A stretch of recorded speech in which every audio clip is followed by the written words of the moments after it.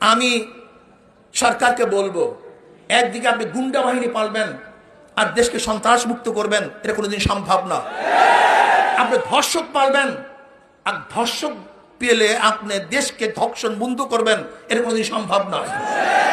আর আমরা অনেকেই মনে করি সরকার পরিবর্তন, সরকার পরিবর্তন, সরকার পরিবর্তনের প্রয়োজন আছে, কিন্তু কাকে সরকার নিয়ে আসবেন এটা দেখার প্রয়োজন আছে।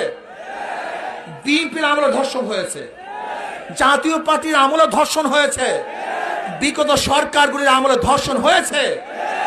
এরা ধর্ষণকে প্রতিরোধ করতে পারবে না, বরং এমন এক সরকার বসাতে হবে যারা ধর্ষণ করে না এবং ধর্ষণের প্রতিবাদ করবে, ধর্ষণকে বন্ধ করবে। সেই সরকার ইসলামী সরকার, সেই সরকার ইসলামী সরকার। আপনারা দেখেছেন ঢাকা বিশ্ববিদ্যালয়ের ছাত্রলীগের সভাপতি তিনি ঘোষণা দিয়েছেন যে ধর্মভিত্তিক কোন সংগঠন ইউনিভার্সিটিতে তারা রাজনীতি করতে পারবে না।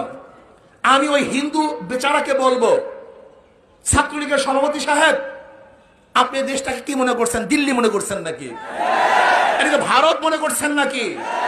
এটা নব সলিমুল্লাহ ইউনিভার্সিটি, এটা বাংলাদেশের 90% মুসলমানদের দেশের ইউনিভার্সিটি।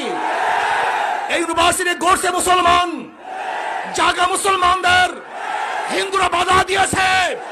কাজে ইউনিভার্সিটিতে কোন ধর্মভিত্তিক সংগঠনকে কেউ যদি বাধা প্রদান করে, ওর আঙ্গুল ভেঙে হয়ে হবে, হাত ভেঙে হয়ে হবে, চক্ষু ফিরে যাবে ইনশাআল্লাহ।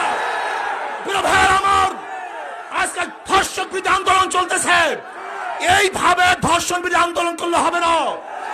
আমরা সবাই আমাদের সবাইকে মাঠে নামতে হবে, ঐক্যবদ্ধ আন্দোলন করতে হবে, সংগ্রাম করতে হবে, গোটা বাংলাদেশকে অবরোধ করতে হবে।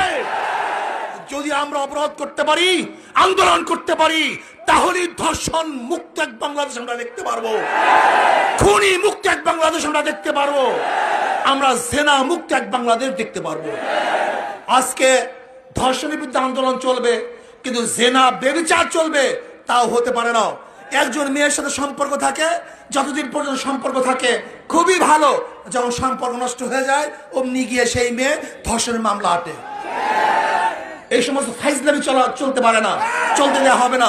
কাজে ধর্ষণ বন্ধ করুন, জেনা ব্যবচার বন্ধ করুন, খুন বন্ধ করুন এবং সন্ত্রাস বন্ধ করুন। আর দ্রব্যমূল্যের যে ঊর্ধ্বগতি চলতেছে, এইভাবে একটা দেশ চলতে পারে না।